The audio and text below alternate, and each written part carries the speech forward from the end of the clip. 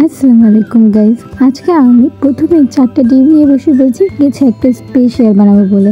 আজকে হচ্ছে 31st night আর new year উপলক্ষে আমি আজকে বানাবো হচ্ছে পুডিং। বিকজ আজকে বাসার সবাই হচ্ছে পুডিং খাওয়ার বায়না ধরেছিল যে নতুন বছরে কিছু মিষ্টি দিয়ে আমরা নতুন বছরটা শুরু করব। তাই ফার্স্টে 4টা ডিম নিয়ে নিয়েছি। এখন ফার্স্টে 4টা ডিমগুলোকে আমি ভালোভাবে ভেঙে ফাটিয়ে নেব। তো যেই কথা সেই কাজ। এখন আমি 4টা ডিম ভাঙতেছি অনেক স্ট্রাগল করে। ডিমগুলো আমার কাছে কেন শক্ত মনে হচ্ছে, দেন আমি ডিমটাকে ভালোভাবে ফেটিয়ে নিচ্ছি। বিকজ ডিমটাকে ভালোভাবে ফেটিয়ে না নিলে আমার মনে হয় কি আর ভালো করে ফোম করে না নিলে পুডিংটা এতটাও টেস্টি হয় না। তাই ডিমটাকে ভালোভাবে আমরা ফেটিয়ে নেব। দেন এটার মধ্যে পরিমাণ মতো চিনি দিয়ে দিচ্ছি। চিনি দিয়ে আমি এটাকে ভালো করে বিট করে নেব। কেউ অনেকে বিটার ইউজ করে, তো আমি হচ্ছে হ্যান্ড বিটার ইউজ করতেছি, যেটা আমার কাছে ছিল। বিকজ আমার কাছে ওই বিটার ছিল না, এই জন্য আমি হ্যান্ড বিটার দিয়ে বিট করে নিচ্ছি ভালোভাবে। দেন হচ্ছে দুধ নিয়ে নিয়েছি। এই দুধটাকে আমরা ভালো মতো ঘন করে নেব। ঘন করার পর আবারও কিছুক্ষণ আমি হচ্ছে ডিমটাকে বিট করতেছিলাম। আর দেখো আমার টুকটুকি আমাকে কী পরিমাণে জ্বালাচ্ছে, ওর জন্য আমি কোনোভাবেই কোনো কাজ করতে পারতেছিলাম না। তারপর ডিমের মধ্যে দুধটা আমি আস্তে আস্তে ঢেলে দিয়েছি। তারপর হচ্ছে আবার একটু কিছুক্ষণ বিট করব। ডিমটা আর দুধটাকে একসাথে ভালো করে মিক্স করে নেব যেন কোনো কিছু লাম্পস বা কিছু না থাকে। তাই ভালো করে বিট করে নিতে হবে, নাহলে পুডিংটা একটু স্মুথ হবে না। তাই ভালো করে আমরা বিট করে নেব। এরপর হচ্ছে আমরা একটি চিনি দিয়ে ক্যারামেল তৈরি করব। আর ক্যারামেলটা যদি আমি তৈরি করিনি, এটা আমার আম্মু তৈরি করেছিল, ওইটা আমি ভালো মতো পারি না। ক্যারামেল তৈরি করতে গেলে আমি একটু পুড়াই ফেলি, তাই আম্মু আমাকে ক্যারামেল তৈরি করে দিয়েছিল। দেন ক্যারামেলের ভিতর যে পুডিংয়ের মিশ্রণটা বানিয়েছিলাম সেই মিশ্রণটা দিয়ে দিয়েছি। তারপর আমরা একটি পাতিলে গরম পানি করে নিব। পানিটা গরম হয়ে গেলে আমরা পুডিংয়ের ব্যাটারটা যে পাত্রতে দিয়েছিলাম সেটা ওই পানির উপর বসিয়ে ঢেকে দেবো ভালো মতো, যেন ধোঁয়াটা কোনোভাবে বের হতে না পারে। দেন আমরা কিছুক্ষণ ওয়েট করব পুডিংটা হওয়ার জন্য। তো হ্যালো, আমরা এখন হচ্ছে পুডিংটা চুলায় দিয়ে এসেছি অ্যান্ড পুডিংয়ের জন্য ওয়েট করতেছি। এখন অলরেডি বাজে 10টা 10 আর আমরা সেই পুডিংটার জন্য ওয়েট করতেছি। আমরা এই পুডিংটা কাটবো হচ্ছে 12টার দিকে, যখন নিউ ইয়ার হয়েই যাবে তখন। অ্যান্ড আমি অনেক বেশি অপেক্ষা করতেছি 12টা বাজে। আর আমি এই বছরটাকে একটু মিস করবো না, কজ এই বছরটা আমার জন্য অনেক আনলাকি ছিল।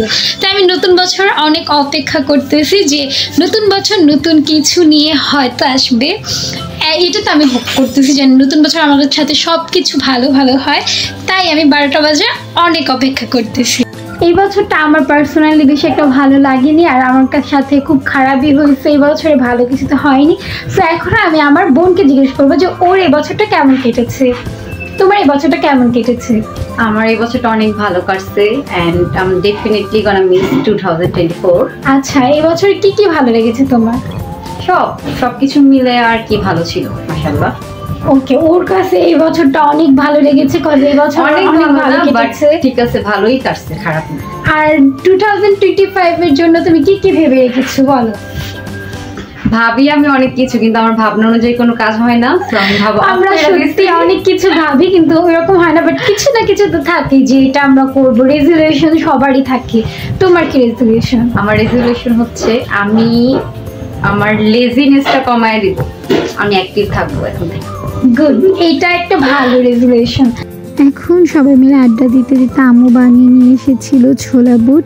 আর ছোলা বুট খেতে এত বেশি মজার হয়। তারপর আবারও টুকটুকি আম্মুকে ডিস্টার্ব করতেছিল ছোলা বুট সার্ভ করার টাইমে।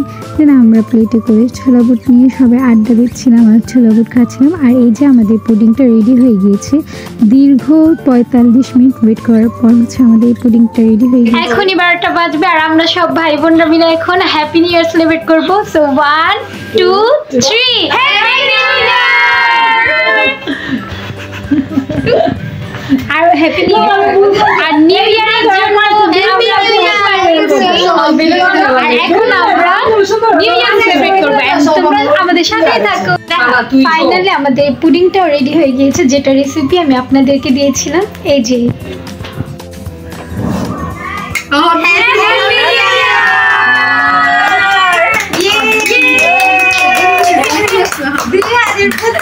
আর এই যে হচ্ছে আমার বানানো পুডিংটা, আর এই পুডিংটা এত বেশি টেস্টি কি যে বলবো, অনেক তো মজা ছিল। ভোর 5টা পর্যন্ত জাগার পর আমরা ঘুমিয়েছিলাম, দেন ঘুম থেকে উঠেও গিয়েছি আর নাস্তা করে নিয়েছি। আর এখন বাজছে তারা দুপুর 3টে, আর 3টে বাজার সাথে সাথে আমরা হচ্ছে ব্লগটা অন করে দিয়েছি। আর আমার যে রাফি চলে এসছে, একবার ঘুম থেকে উঠে নাস্তা করে আবার ঘুমিয়ে আমাদের বাসায় চলে এসছে, আর এখন আবার ঘুমাচ্ছে।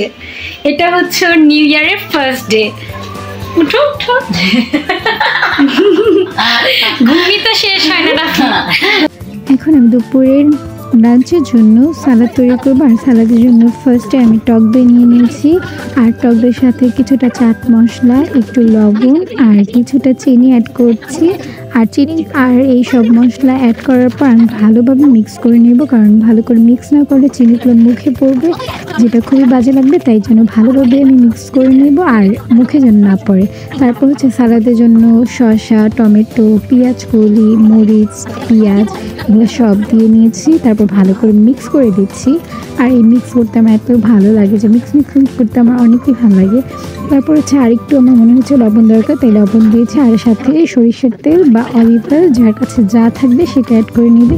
অনেক মজার হয় সালাডটি, অনেক মজার। আর এই সালাডটা পরোটা বা পোলাও যেটা দিয়ে খাও না কেন খুবই মজা লাগে। আর আমি এখন নিউ ইয়ার লাঞ্চ নিয়ে বসে গিয়েছি। আর লাঞ্চ আজকে ছিল হচ্ছে গরম গরম ধোয়া ওঠানো পোলাও, আর সাথে হচ্ছে আম্মু রান্না করা বেস্ট রোস্ট। এই রোস্টটা এতই মজার ছিল, আমি কি বলবো, পুরাই মাথা নষ্ট। এই রোস্টটা অনেক বেশি মজা ছিল। আর আমি সাথে হচ্ছে আমার বানানো স্যালাড নিয়ে নিয়েছি। আর যেটা আমি বানিয়েছি সেটা আমি ফার্স্টে নিব। আমি অলওয়েজ এই কাজটাই করি, যেটা আমি বানাই সেই স্যালাডটাই বা যে জিনিসটা আমি বানাই না কেন ওইটাই আমার ফার্স্টে খেতে হয়। তারপর নিয়ে নিয়েছি আমার ফেভারিট লেবু।